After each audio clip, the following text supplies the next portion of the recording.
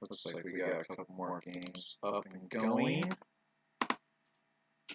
And we're going to jump in here and check out the Kipple's ISB versus the Euro Emperor's Light Side Senate.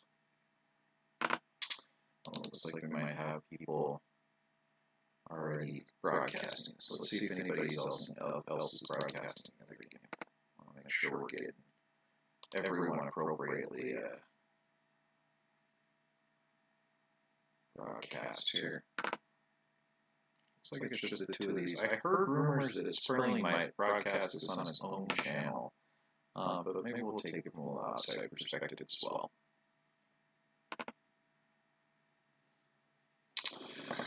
As you guys know, I am a CCT fan, so we'll stick with this.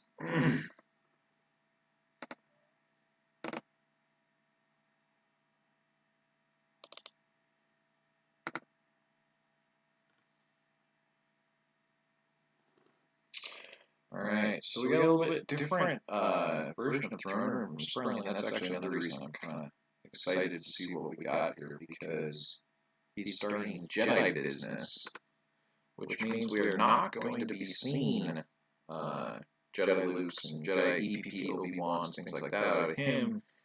Instead, it's going to be more the Episode 1 Jedi, Qui-Gon is my -1, Mace is immune to attrition conditionally, and then we get some lightsaber pulls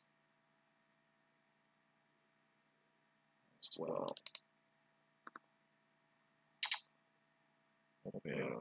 Let's click there. Looks like Sperling is going to take a Force Loss with Dark Time right off the bat, which is going to be Speak with the Jedi Council. I assume that must mean he either has the JCC in his hand, or he has another copy of Speak with the Jedi Council to pull it.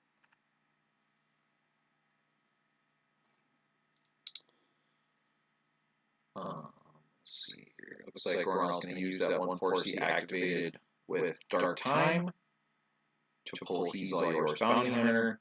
Sperling did get a Wisa in his opening hand, so he will grab Boss Nass Chambers. So many actions before we even activate. Might even see a couple more with some shield pulls.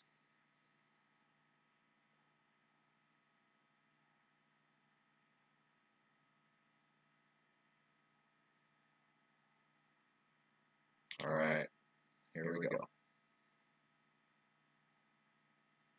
So I wonder, we saw kind of how Gornall tried to handle the turn 1 attack on the audience, or sorry, we saw Worst tried to handle the turn 1 attack on the audience chamber. Let's see what Gornall does about the, I guess technically turn 2 for Throne Room, but people often refer to this extra turn as turn 0.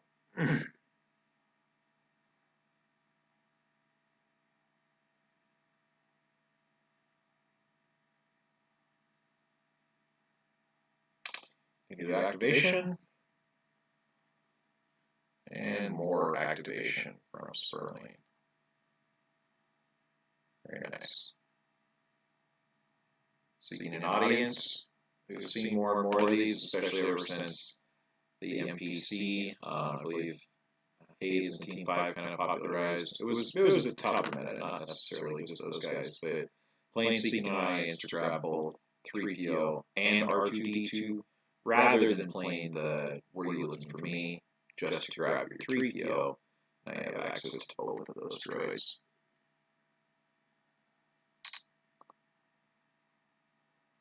Looks like we got Robbie stopping in to say thanks for playing. Robbie, thank you very much for hosting a great event. Seems like things have kind of gone off without a hitch, to be honest with you.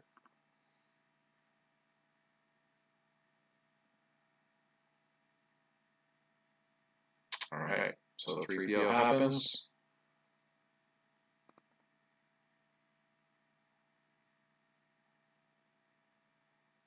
And I would imagine he will probably cycle. Going down to 4 cards in hand, I mean, this is a great start for Throne Room, though. Getting your activation, getting your 3PO to start cycling. I mean, you'll take that kind of trade-off of going down in Life Force to get all those icons out on the board and start getting your hand fresh.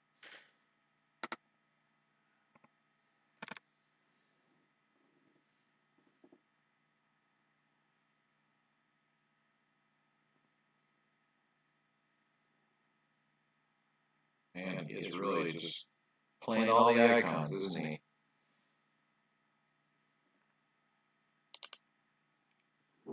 And I believe Gornall will probably give him one more with that audience chamber.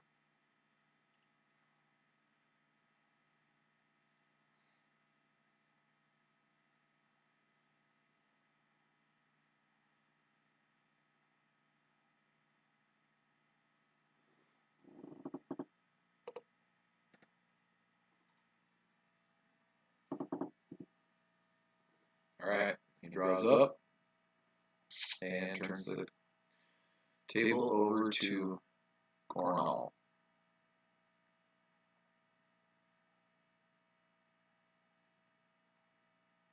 Think about maybe one more action, looks like.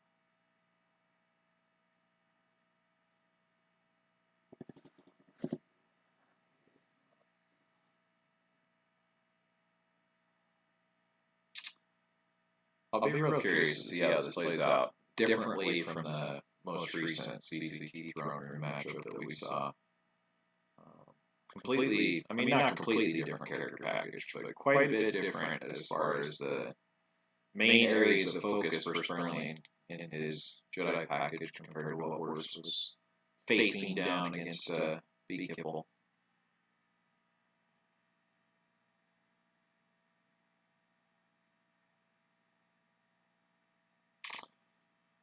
Alright, so Gornall activates. Looks like we're going to find an audience chamber pull here, hopefully.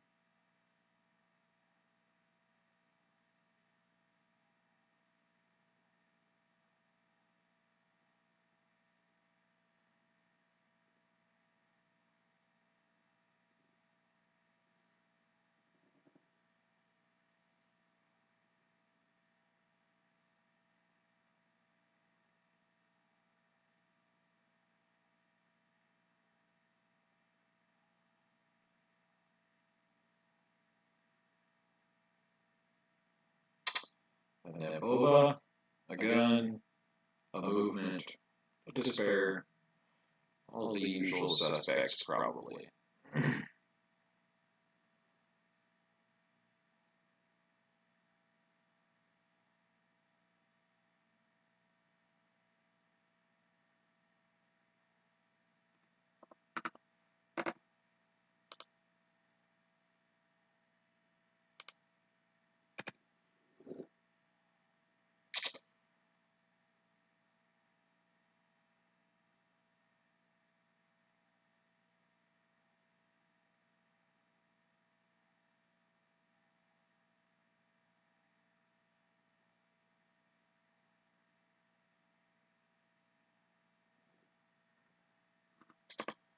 We have Fett. I wonder if he's picked up on the grog tech yet.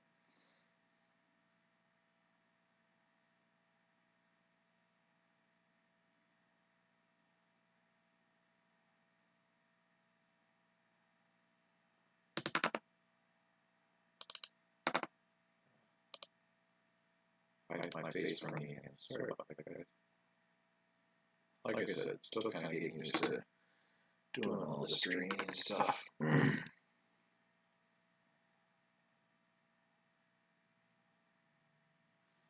Alright, so he's going to risk it. He's going to move Boba alone and rely on that exchange. A couple of tricks Sperling might have up his sleeve, I could definitely see or sense, obviously. For that reason, Gornall probably wants to pull his anti-sense shield right away, right when the first high ability guy comes down.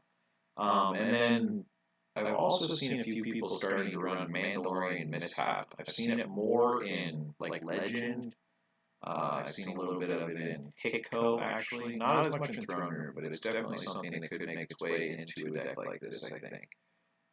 That obviously cancels Fett's ability to exchange for a card, leaving him somewhat helpless at the audience chamber, relying more on that He's all yours bounty hunter interrupt to be able to draw Destiny on his own. Hopefully not get his attrition broken so that he doesn't die releasing captive. losing captive is a big deal, for sure. Sperling's going to play this simple tricks shield.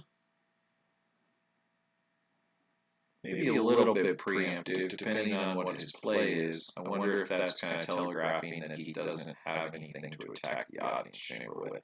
I'd be kind of surprised if that were the case, considering he's already gotten several 3POs in. However, you know, he does only have a 6-card hand. I guess it's possible that he hasn't found one of those big hitting characters yet. And really, only one big hitting character might not be enough, because Boba could just cancel that battle and then come back on Sperling with the read.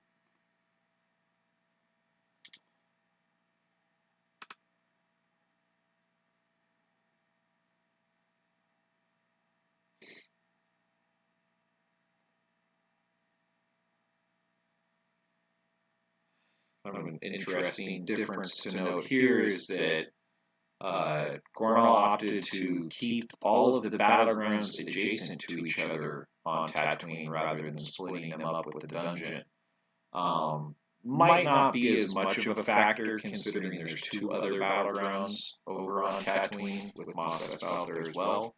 However, I do think that if the light side player attempts to take that audience chamber, having somewhere to run where they can't just go there and get their free drains, satisfying battle plan, things like that.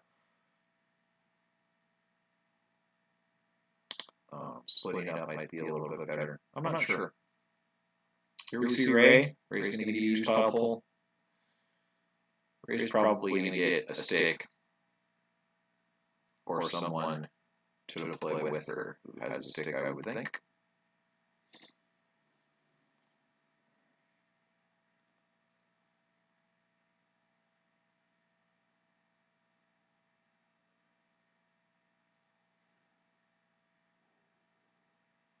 There's nice.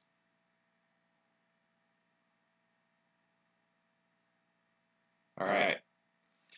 So, what does Gornall do here? I think Stunning Leader is the move, or Projective Telepathy. Projective Telepathy might even be better, because Sperling should weapons display, and 4 slots does not occur for Projective if you cancel the battle with it, because it's not technically excluding characters. So that would probably be the better option. I notice Gornall misplays by not playing his Sense Shield here. I think that's pretty essential.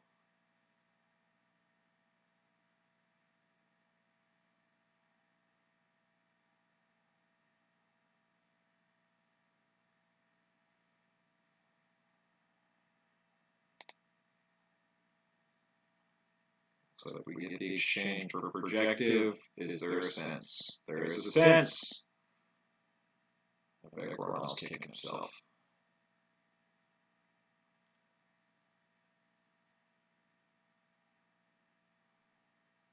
Yeah, that's a tough break. That's a good opening hand. We saw 2 Throne Room versus CCTs, and we saw 2 pretty good opening hands for Throne Room. I can't say that like that's lucky. I mean, Throne Room plays those cards; they have access to all that kind of stuff, especially with 3PO online, things like that. But that's a tough break for Boba.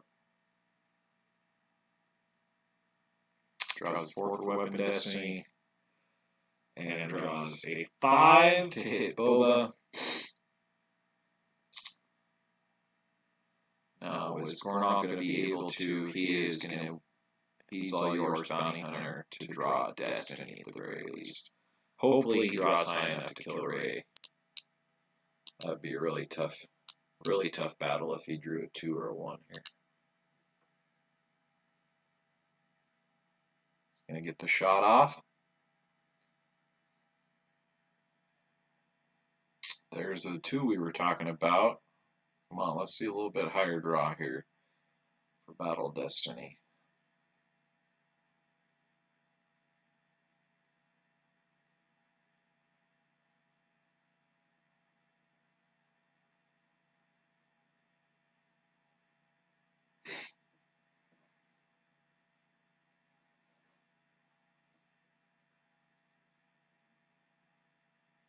Light side is going to take a 3 and lay his blaster rifle. Dark side will draw the 2 that we feared. Oof. And he just drew his Gick as well, so this is overflow.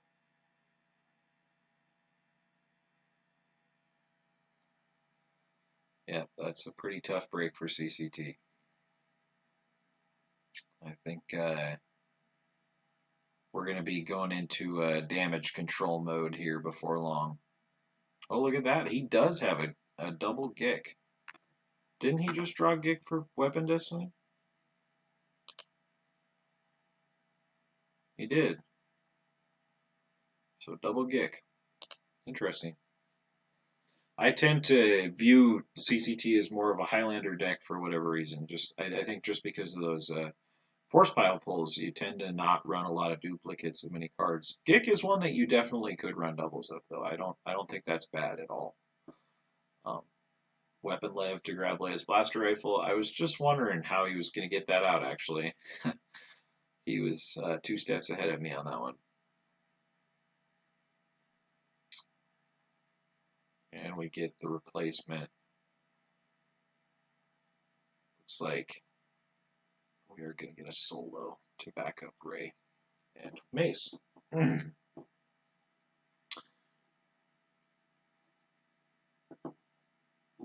At this point, the audience chamber, I would say, is probably Sperling's for this game.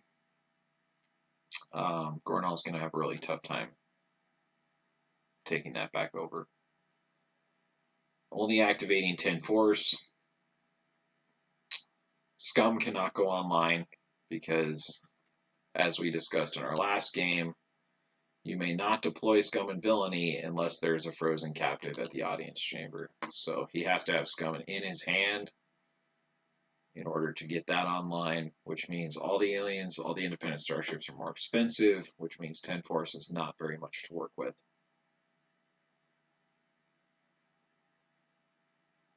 Looks like now HUD a pull. Maybe we are going to try and go to space. He might do that, or he might just draw a few cards this turn, trying to reestablish a little bit of stability.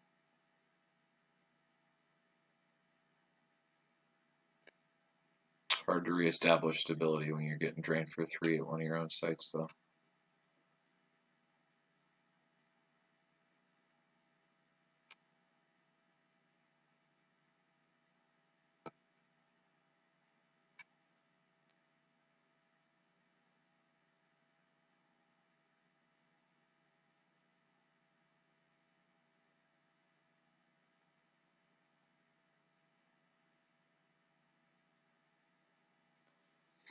So if we think back, I wonder,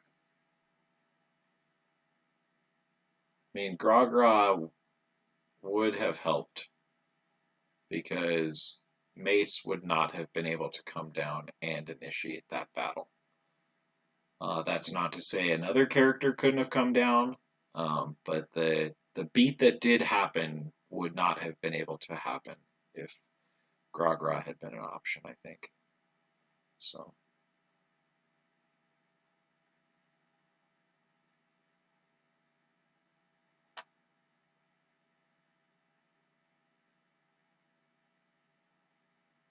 See Ellis and Woof going to space. And I bet Gornall probably draws a few. Sperling is probably going to have a reload turn here as well. 4 cards in his hand, he'll probably pay to drain. And then draw a few cards himself. Doesn't seem all that bad.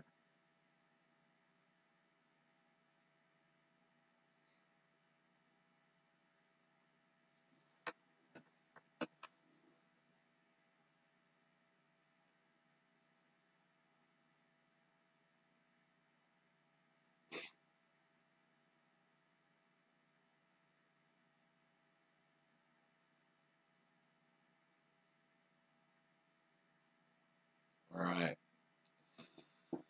Sperling back at bat here. is going to drain for 3.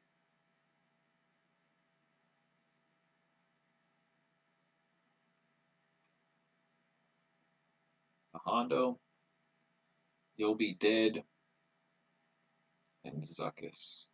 Zuckuss is an interesting play in this deck.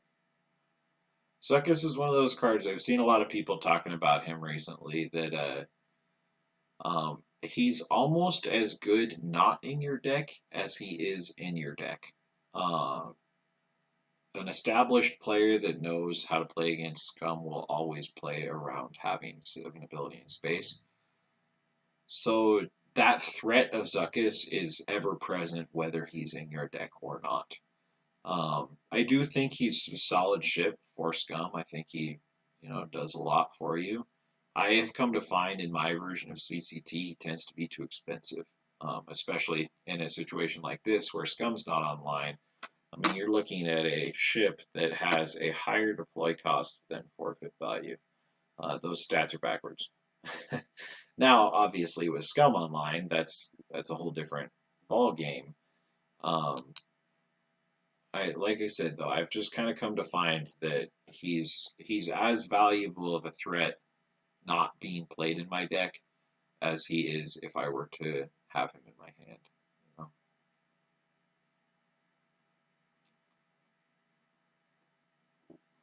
R2 going to make the Cloud City Security Tower a battleground.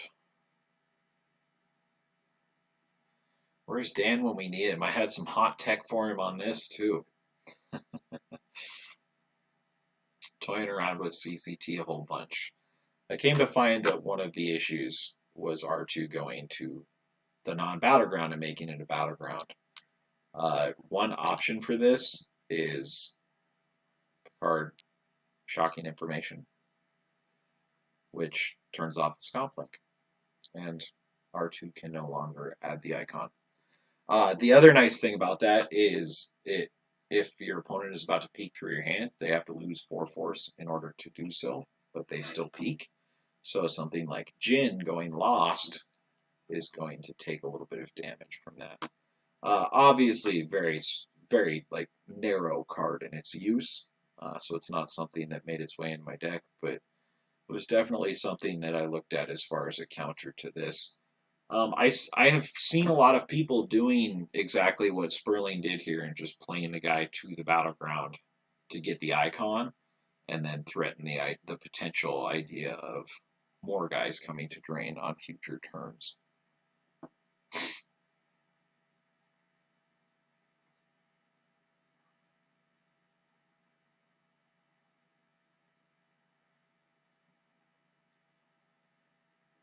Sperling's going to rescue.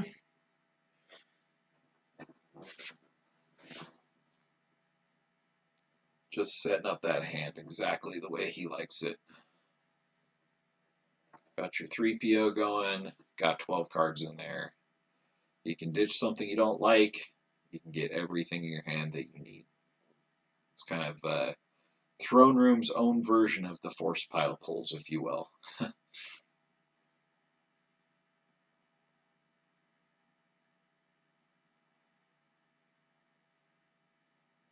And then, of course, you had things like Ray into the equation, who's drawing cards off the bottom of your force pile, and you never can't find anything. Oh, good call, Queso. First time you caught me. I got it, man. I got it. I just forgot.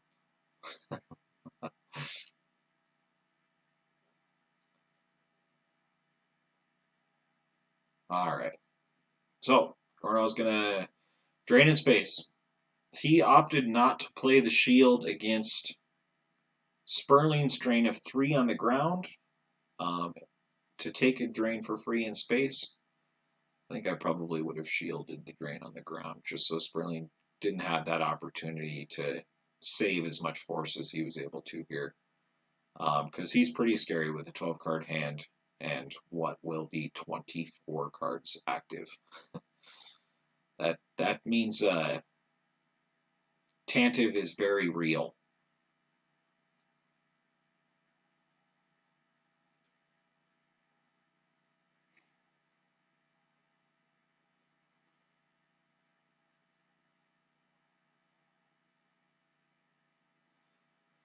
Control phase, we're getting a little reserve deck verify with Nalhutta. Just checking to see what's in there. See what's in Force Pile. I would imagine Gornall will probably try and plan his turn a little bit around what he sees. You know, maybe he sees imbalance and the spy in his Force Pile, so he just draws and he sees if he can get undercover to prevent a couple of drains. Maybe he sees a ship in reserve, so he knows that he's got to really forfeit up, or he's got to deploy a lot of forfeit fodder up in space, so that if he does get attacked, he can maintain a little bit of presence up there. I think he is kind of in a damage control mode, though, like I said.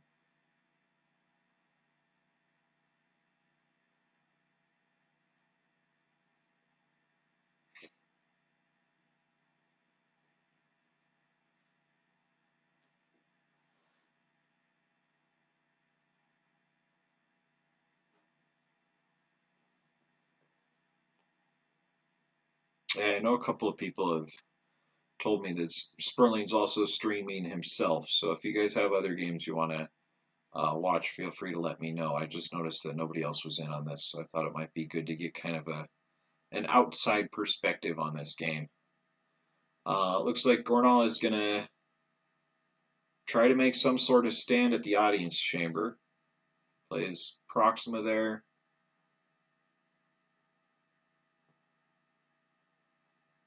Let's see what else we get.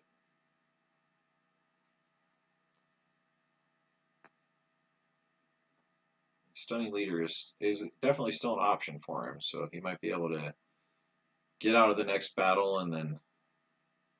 Oh, he's just going to move over.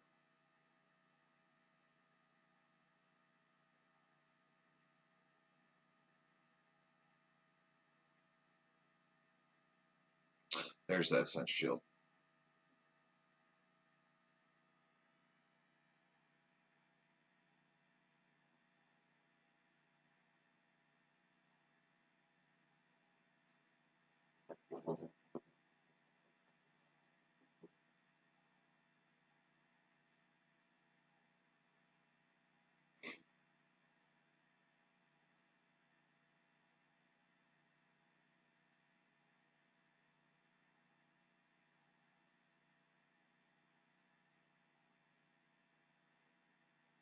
All right, Gornall draws up all 17 cards in his hand. He's fishing for something.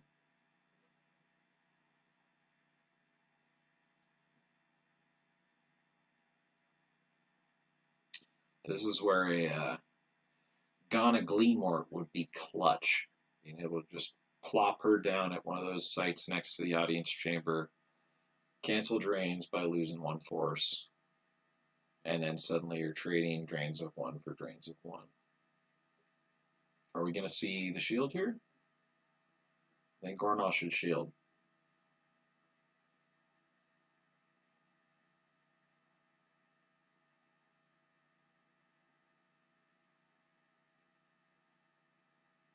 Looks like no.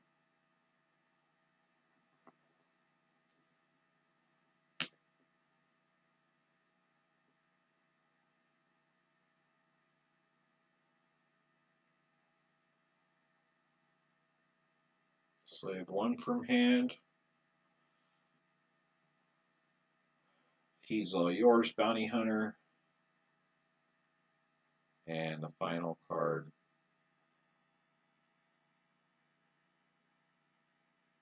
is Arctic.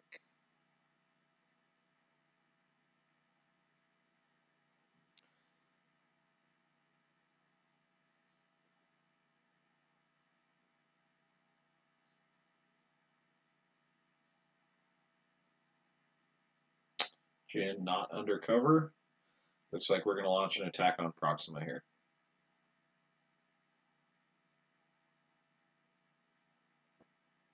Seems good.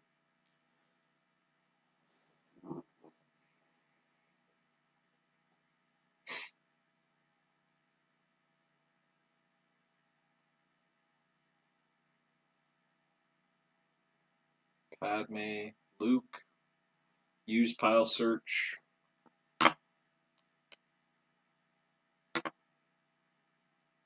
any Tatooine site, not just a battleground, any Tatooine site.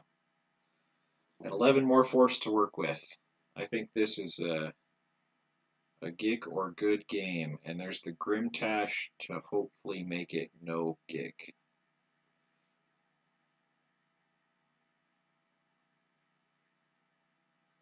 Gornall goes down to 8.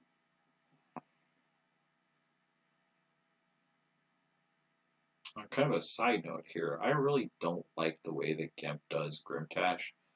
It just like pulls the cards right out of your hand, and you can't see. You like have to have a really good memory to know what you've put back in your use pile in what order. It'd be nice if it like just showed you a window of what you were putting back in what order or something like that. One of my minor gripes with the awesome program that we've been blessed with.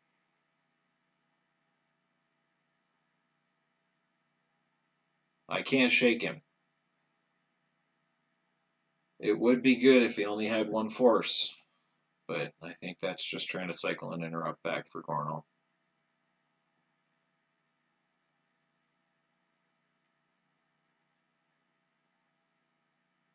Alright, let's see this attack here. Padme is going to add a destiny to attrition. Luke's going to fire away. I don't think we got a reserve deck verify, so I think these are blind draws. But Throne Room is at the point where enough of its characters are on the table that,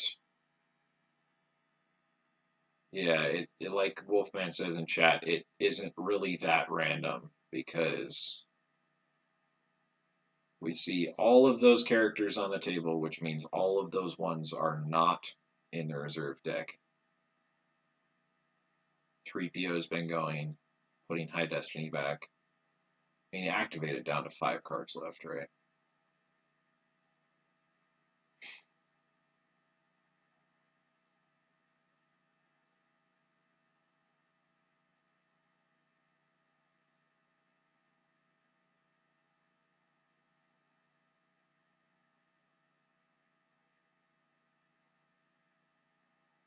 Oh, I think I misunderstood what you were saying, Wolfman. You were talking about Grimcash being at random. And yeah, the cards are put back randomly, but by rule, you're allowed to see what is put back in what order, even though the cards are chosen randomly. So even though the cards are chosen randomly out of your hand, having like a little window pop up that says this was what was chosen in what order would be kind of nice, because otherwise you have to follow as it pulls the cards out of your hand really carefully. I don't know. Like I said, it's a very minor gripe, quality of life improvement for myself, if no one else, but not something that really direly needs to be addressed.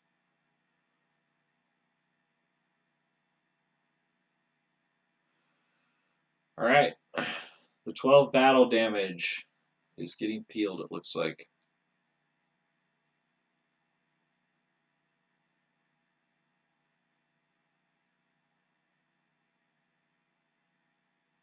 Cad Bane, I can't shake him. Jasper, Mara, the Prince,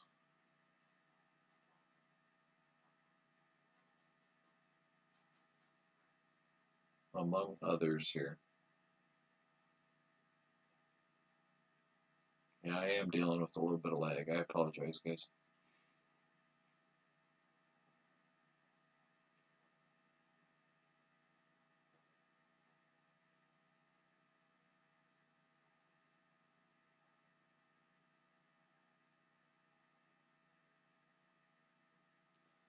Yep, and we see Mason Ray move over, and Luke and Padme move over to threaten damage at 2 sites instead of just 1.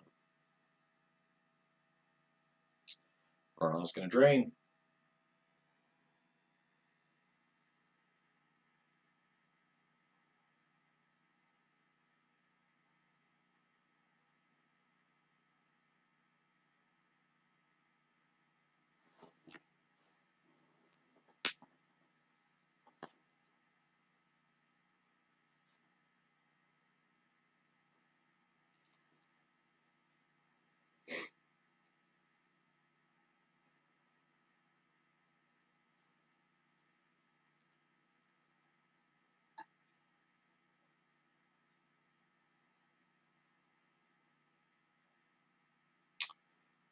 feel like things have kind of slowed to a crawl here on GIMP, so bear with me a little bit, guys.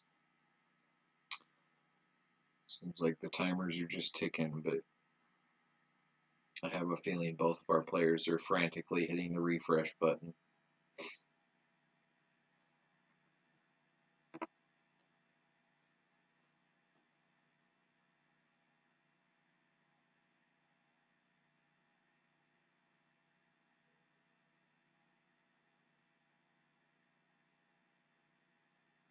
Looks like the turn's on Gornall here still.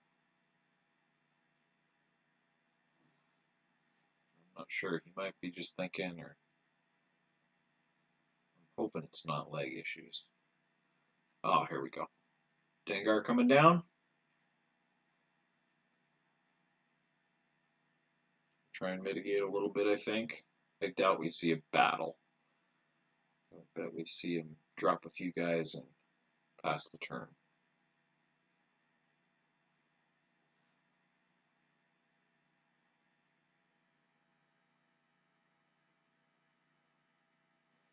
Ponda Baba. We have a Dr. E to go along with those two. He'd be a nice addition to that squad. No escape for Dark Time.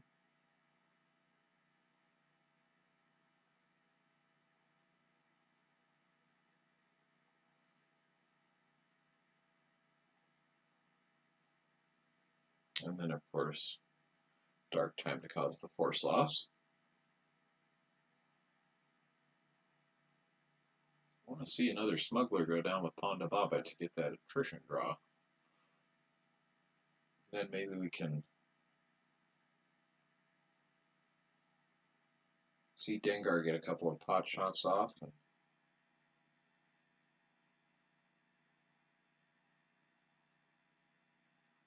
kind of move forward from there. I'm not sure though.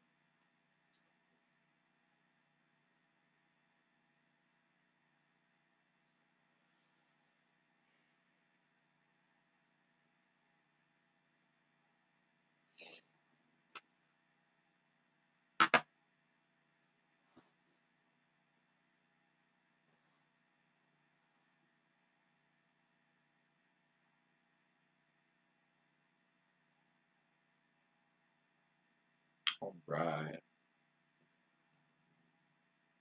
So we're going to reset the smuggler's forfeit to 0 instead of playing another smuggler to get the attrition draw. Then I bet he probably tries to shoot Padme. I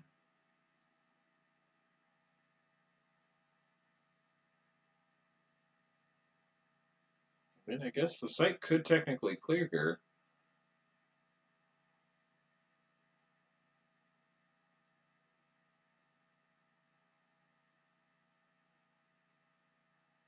There's the shot that Gornall needed. He would have liked that on Luke.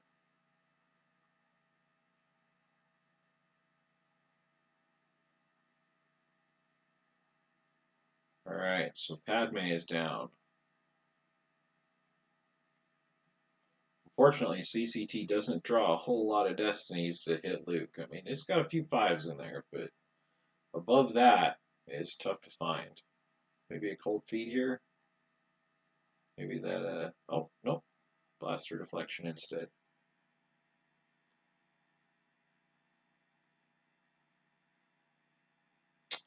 Seems like a card throne room should play, right?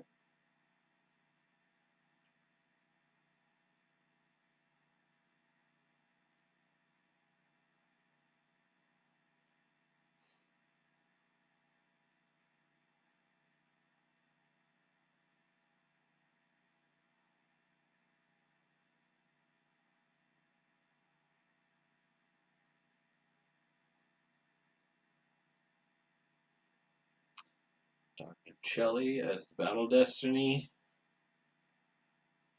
That will clear everything.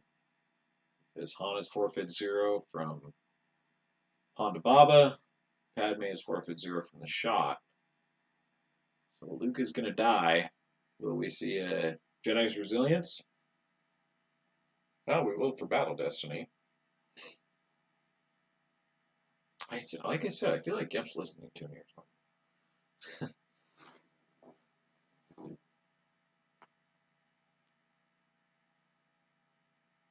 Testing a 1 for attrition. So everybody dies.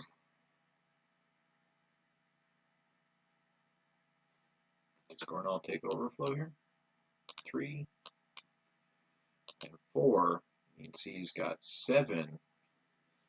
That is going to be a little bit of overflow.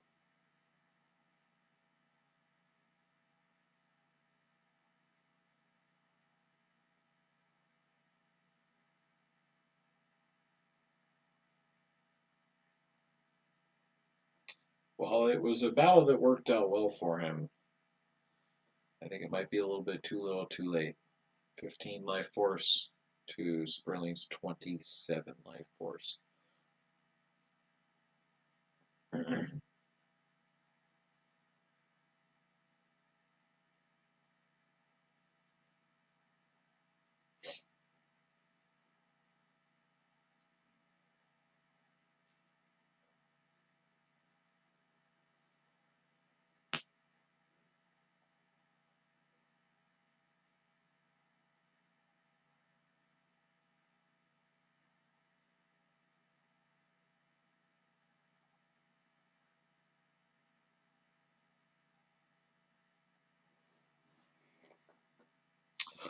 So yeah, I mean, kind of looking back on this game in hindsight, as far as things that could have gone differently, I mean, the sense was huge for.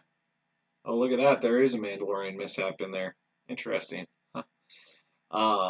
The sense was huge for Sperling early on. It does look like he was ready for CCT. Like he knew that this might be a deck that he would see, and he knew how he was going to beat it. Gornall did have that slight misplay with not playing the Sense shield, but I mean the Sense still goes through even with the shield, so I don't think that would have made necessarily been the difference maker. I do think that Gra tech would be valuable for even this version of Throne Room. It just makes it that much harder for him to attack that audience chamber. And you saw when Gornall had to start losing stuff early, things that he were losing were like Arctic. You know, he had to play the projective telepathy early, so he had all of that kind of stuff. I think had he been able to use one other trick, he might have been able to save some of that stuff for a little bit later down the road, which could have led to him being able to hold the audience chamber a little bit longer. I don't know. Maybe you guys could give me your thoughts in chat. I'm pretty sold on Gra being good anti-throne room tech. We've tested her out quite a bit, and she seems to hold her own. I mean, she doesn't win the game, obviously. You still have a hard fought battle ahead of you, but she does seem to really deter a lot of people from trying to attack the throne room right away, which means you can kind of establish a little bit more stability that we talked about. Gornall does deplete life force there. Looks like Sperling takes the win by 29. So a good, well-fought battle there. It's just a tough break for early on for Gornall, I think. Let's see what other games we got going on.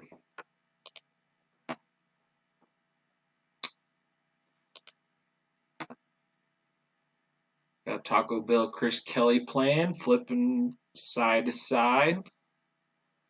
They just played Throne Room for Taco Bell versus Watto for Chris Kelly in the last matchup. I think Taco Bell came out victorious. We got 9 people in here, which means I am not going to stream this game because I don't want to overload our servers. So with that said, I think I'm going to take another short break here. I believe we do have some more pods kicking off here in about a half hour, a few more games. So I will try to